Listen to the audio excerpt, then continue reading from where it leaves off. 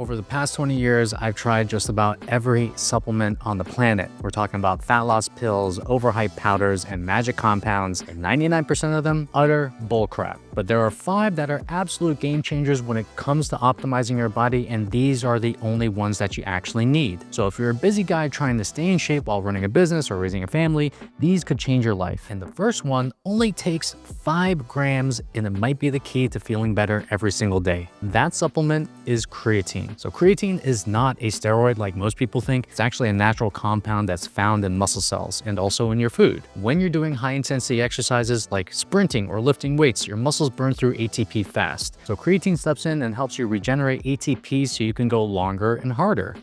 That's what she said. That's what she said. And it also enhances your ability to recover, which could also be what she said. That's what she said. Now, this means that you can perform better when lifting weights and doing high intensity exercises like HIIT training, and even boost endurance for your long cardio days. Now, the most underrated reason why I recommend creatine has to do with the brain. Creatine has been shown to improve cognitive function and memory while boosting mood in depressed individuals. There's even a really cool study that came out recently that showed sleep-deprived individuals taking 28 grams of creatine can boost their cognitive function and performance. So if you are a new parent that's watching this might be something that is worth considering. Now, personally for me, I have tested doses at 5, 10, and 15 grams.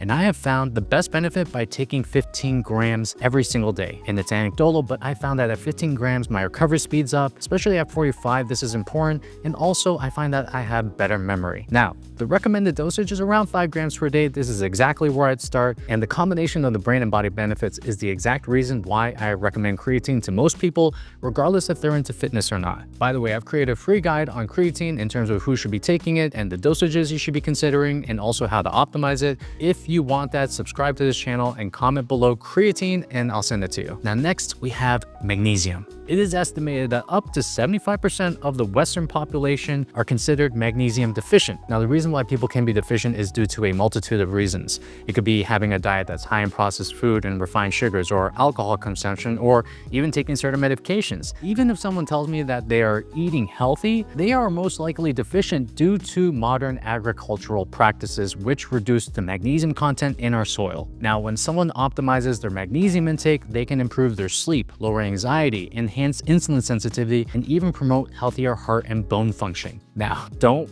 make the mistake where you think all types of magnesium are created equal, because they're not. Trust me on this one, because I took one form of magnesium which had me making regular trips to the toilet for an entire day. That was not fun. So let me take you through the different types of magnesium and also the benefits that come along with it, and also which ones you may want to avoid. So magnesium glycinate promotes relaxation and sleep. It's also very gentle on the stomach. Now, the one that really messed me up is magnesium citrate, because it acts as a laxative, which makes it ideal for constipation, but not necessarily for making you optimize in magnesium intake. Magnesium malate helps with energy and muscle pain. Magnesium chloride supports muscle and nerve function, heart and bone health, and also blood sugar regulation and sleep. Magnesium sulfate is mainly used in baths for relaxation, and magnesium threonate is great for brain function. In terms of dosages, around 200 to 400 milligrams is the sweet spot. And if you have a sensitive stomach, you would want to take this with meals. And also, if you're not dealing with constipation, I would probably avoid magnesium citrate. You just don't want to be spending an entire day in the toilet. Now, next up is a combination supplement, which is vitamin D3 and K2 for good reason. Now, I have been able to look at the blood work of hundreds of our clients, and I have to say that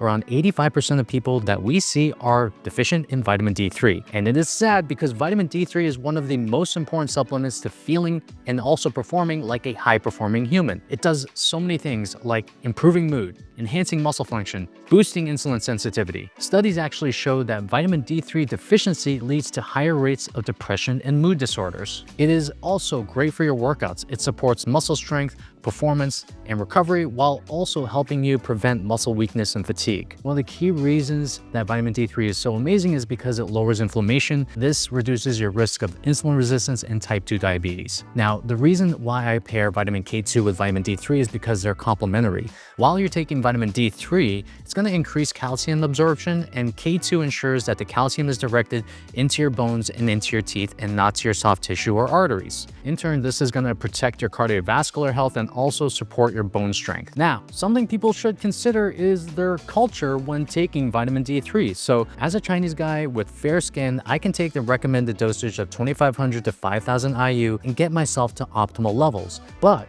someone with a darker complexion who is living in an area that is not reflective of the environment where they were raised in may want to consider supplementing with more. One of my best friends immigrated from India to Canada. He knew that vitamin D3 was important, and he was taking even above the recommended dosage at around 6,000 IU, but when he checked his blood work, his levels were still deficient. In his case, he actually had to supplement with 15,000 IU of vitamin D3 to get to optimal levels. Now, this is due to the fact that he was going from a fairly sunny, hot climate like India to a climate like Canada, which has all 4 seasons. There's a multitude of factors that you want to consider when you're trying to optimize for vitamin D3. That is one of them. And if you're looking at vitamin K2, then you want to be aiming for 100 to 200 micrograms per day. And by the way, if you're on blood thinners, then make sure that you consult with a doctor before supplementing with K2. Just wanted to drop that in there. Now, vitamin D3 is an amazing supplement for your body, and when combined with the next supplement, it can actually enhance your ability to live longer. That supplement is omega-3s. Now, I'm going to let you in on a little secret that has worked for me, which may work for you. Whenever I injure myself or I've overtrained a certain part of my body to the point where it's inflamed, I will increase the amount of omega-3 fatty acids that I take in to help fight the inflammation. And that's one of the main benefits of the supplement, which is the idea that omega-3s are anti-inflammatory, and they also support joint health and overall metabolic health. They also have a slight benefit as acting for lubrication for your joints, making them work more efficiently. But that's not all. It also helps your brain function. So taking omega-3 supports your cognitive health, which also protects you from depression and degenerative disease. But wait, there's more. It also benefits your heart by lowering triglycerides, reducing blood pressure, and it's been shown to reduce your risk of heart disease. And recent studies have shown that taking both omega-3s and vitamin D3 on a regular basis may reduce your biological age by around 4 years. Now, most adults should be aiming for 200 to 500 milligrams per day of EPA and DHA, especially if you're not eating fatty fish regularly. Now, you could increase that to about 1,000 milligrams per day for specific health concerns, but it's recommended that you don't exceed 4,000 to 5,000 milligrams per day without medical supervision. Now, one of the best ways to take omega-3 fatty acids is with your meals because it will help you with better absorption.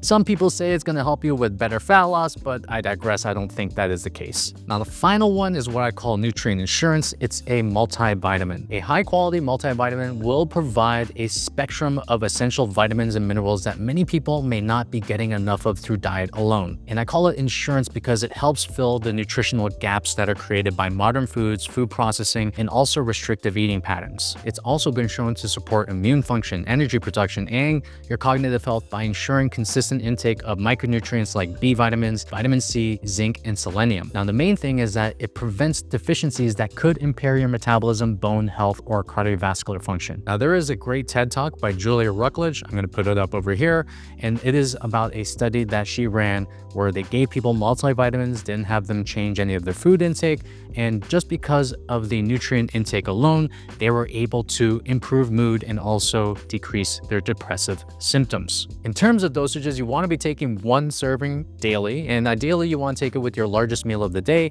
This helps you enhance the absorption of fat-soluble vitamins like A, D, E, and K. Now, here are my personal tips on taking these particular supplements. Number 1 is going to be minding where you get the supplements from in the first place. I talked about it in this video over here. We can't necessarily trust Amazon. I would go direct to the supplier. And by the way, I'm going to have links to all of these supplements in the description below for all the brands that I recommend. Just want to give you a heads up on that one. But yeah, you have to be worried about the brands that you are buying, especially off Amazon, because they have been shown to be carrying a lot of fakes, especially due to their commingled inventory. And also, supplements should fill the gaps. They are not meant to replace a nutrient-dense diet.